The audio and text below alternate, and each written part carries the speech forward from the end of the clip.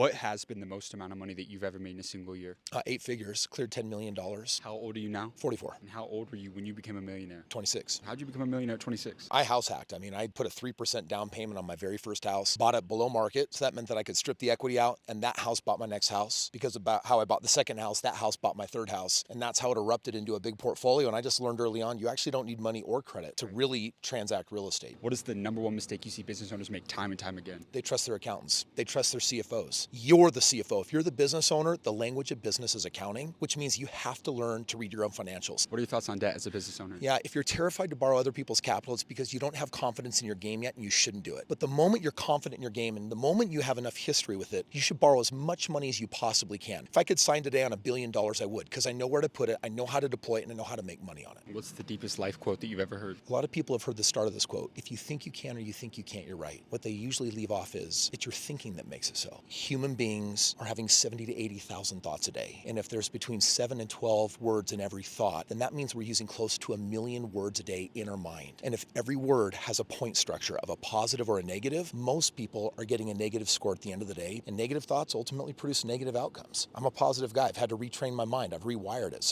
But that positivity, it opens all sorts of doors for me that produce great results.